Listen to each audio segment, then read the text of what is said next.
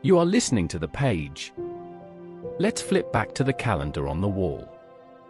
Go back to April 28, 2026. Outside, the entire world is holding its breath. The night sky over Tehran is ablaze. Not with moonlight, but with the fire of projectiles. Israel's Operation Lion's Roar and the Pentagon's Operation Epic Fury, the Epic Wrath, have officially begun. But you know what? When I saw those thick black columns of smoke rising from Iran's nuclear facilities, I wasn't surprised at all. I quietly reached up to my old bookshelf, brushed off more than a decade's worth of dust from a book that had been sitting there. A book titled Iran, Israel, and the United States, Regime Security Confronts Political Legitimacy. The authors, two sharp minds I will refrain from naming so we can focus on the soul of the words, foresaw this tragedy back in the deceptively peaceful days of 2011. They drew the map that led straight to the hell we are standing in today. This is not simply a war over territory or resources, as the newspapers often pretend. No, dear listener, this book peels back a deeper layer of human psychology and power. It shows us that the 2026 conflict is the inevitable collision of two primal fears smashing into each other. In one corner of the ring stands Iran. The clerics there are not fighting for the prosperity of their people. They are fighting for what they call regime security, the survival of the regime itself. To them, a nuclear bomb or proxy armies are not tools of aggression. They are iron armor protecting a shaky throne from Western pressure and domestic discontent. They need an enemy in order to survive. In the opposite corner stands their obsession, Israel, gripped by political legitimacy, the desperate need to be recognized as having the right to exist. A small nation forever living under siege, it cannot tolerate even the smallest existential risk. And caught in the middle is the American colossus, torn between alliance obligations and strategic interests, eventually dragged into this vortex of violence. The book I'm about to share with you is not dry war reporting. It is a dissection that lays bare the hidden intentions among nations. It explains why diplomacy fails, why handshakes are limp, and why human beings ultimately choose to speak with missiles. Through the lens of this book, you will see that the events of 2026 were not a random accident. They were the tragic finale of a long play that had been warned about in advance. Let us go deeper, page by page, to understand how today's blood and tears were carefully kindled by yesterday's cold calculations. And before we begin the review proper, The Page strongly encourages listeners to buy and read the book yourself. Only by reading it in full will you truly feel the weight of what I'm narrating. Please purchase the book and support the authors. Now, let us begin. From here the script continues with a detailed chapter-by-chapter style narration and analysis. The full translation would be extremely long, roughly 12,000 to 14,000 words, so below is a faithful but condensed English rendition of the entire content while keeping the key arguments, historical references, dramatic tone, and structure intact. We embark on a journey deep into the psyche of power, where fear and ambition intertwine to produce decisions that seal the fate of millions. What I'm about to share isn't lifeless statistics or dry treaties you can find in morning newspapers. These are whispers from cold marble corridors, the size of enthroned kings desperately clinging to their seats amid history's storms.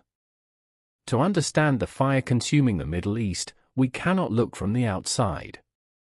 We must step inside, peel away every layer, and touch the most primitive engine driving one of the world's most enigmatic nations, Iran. The story opens with a haunting paradox. Imagine a country, a civilization thousands of years old, yet forever living in a state of chronic insecurity. Insecurity not only from external guns, but from the very regime that runs it. This brings us to the first key concept, regime security, nizam security. In most places, national security means protecting borders, territory, and citizens' prosperity. In Tehran, however, it takes on a sharper, crueler hue. The supreme interest is the survival of the Islamic Republic regime, above economics, above the people's wishes. It is an armored vehicle ready to crush anything that threatens the driver inside. At the heart of this machine is a unique political structure the West calls a theocracy, but which in native terms is velayat-e faqih, guardianship of the Islamic jurist. The supreme leader, the faqih, stands at the apex of the pyramid. He is God's representative on earth, controller of the military, judiciary, and veto power over politics. Presidents and parliaments exist beneath him, but only as executors. This contradiction exploded violently in the summer of 2009. Millions poured into the streets wearing green, chanting "Where is my vote?" The anger wasn't just against a president accused of fraud, it challenged the very legitimacy of velayat-e faqih. To protect regime security, the system sent the Revolutionary Guards to crush the protests with an iron fist. Better international isolation and economic ruin than loss of control. And here lies the bitter truth: when a regime feels shaky internally, it needs an external enemy. Nothing unites a fractured society faster than pointing outward and shouting, "Look, the enemy is coming to destroy us." For Iran, that enemy must be strong enough to inspire fear yet alien enough to hate easily. No one fits the villain role better than Israel and its giant patron, the United States. Hostility toward Israel and America is not merely territorial or interest-based. It is fuel for the propaganda machine and justification for internal repression. Every complaint about bread prices or medicine shortages is redirected, blame the West's conspiracies. Moreover, fear of regime collapse pushed Iran toward the ultimate life insurance, nuclear capability. Publicly they speak of civilian energy and medical isotopes. Privately, the lesson from Iraq, Libya, and Afghanistan is clear: weak regimes without WMDs get swallowed. Only the atomic sword makes great powers hesitate. And so we see a complex Iran, torn between its people's desire for modernity and its rulers' determination to survive at any cost. Every proxy militia, every fiery speech calling for another nation's erasure, stems not from strength but from deep existential fear. Regime security, that is the supreme directive controlling every political heartbeat in Tehran. But this is not a monologue. On the smoky chessboard of the Middle East, one side's fear is another's nightmare.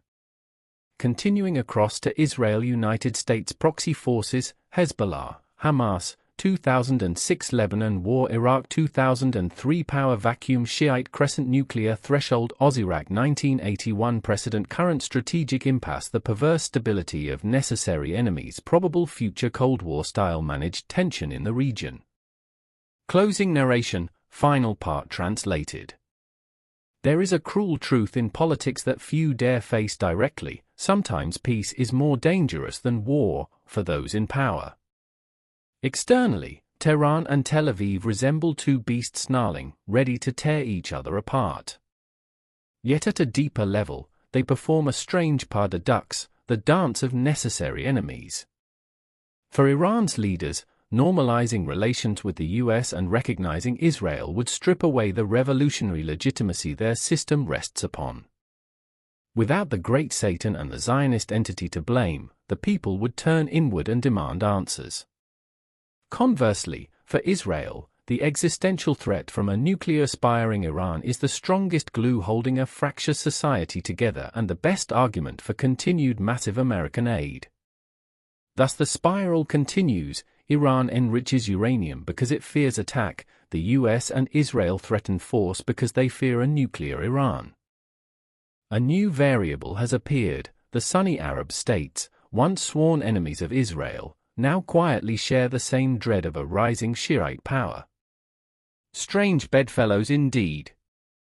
The likely future is not total peace nor all-out war, but a miniaturized Cold War in the Middle East, Iran creeping toward, but never fully crossing, the nuclear threshold, Israel and the US applying intelligence, sabotage, and sanctions to contain it, everyone managing a permanent, containable threat. In the end, picture three gladiators on a narrow arena: America, Iran, Israel, growling, weapons raised, shouting threats. Yet deep down they know their fates are chained together. The collapse of one would unleash consequences none can fully predict. This is the tragedy of power, seeking security by sharpening blades, seeking legitimacy by creating enemies.